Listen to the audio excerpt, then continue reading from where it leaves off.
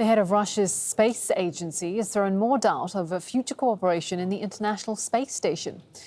The ISS is jointly run by the Russian, US, European, Canadian and Japanese space agencies.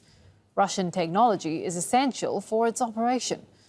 The chief of Roscosmos says they'll soon put forward proposals to end cooperation. Let's go live now to Hashim Al-Habada, who's in Moscow. Hashim, what more do we know?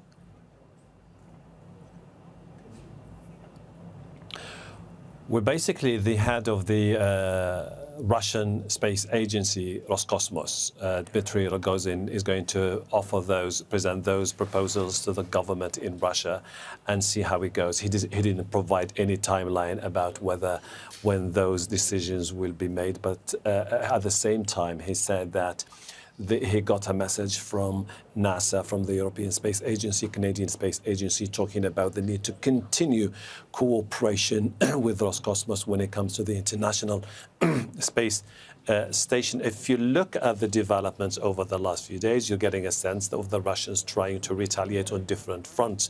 They started with the exchange mechanism, whereby they are saying now we would like to get paid in ruble when it comes to the gas exports to the unfriendly countries, and now they're extending this to the International Space Station. And this is really instrumental because the ISS itself has been the very symbol of partnership between the Russians and the Americans after the collapse of the Soviet Union. The research platform, the length of a football field orbiting some 400 kilometers above Earth, is quite instrumental for the international community, for scientists, those looking for research and exploring the universe.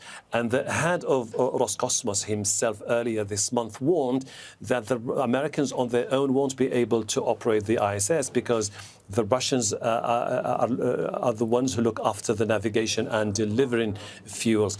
Both countries have also been instrumental in sharing flights with using each other's spacecrafts towards the International Space Station. The biggest concern now, if there's no improvement in relations and the situation remains strained between those countries, we have to wait and see what happens if the Russians decide one day to sever ties with the Americans when it comes to ISS. I have also to remind our viewers that that partnership itself is very crucial, because now the end date for the operations in ISS is 2024, and all the countries have been now working out details of prolonging the operations in ISS all the way towards 2030. So we have to wait and see what will be the outcome from those proposals presented by Roscosmos to the government. But the notion that there's no timeline here could give us an indication that they are looking forward to see some improvement in talks in the near future,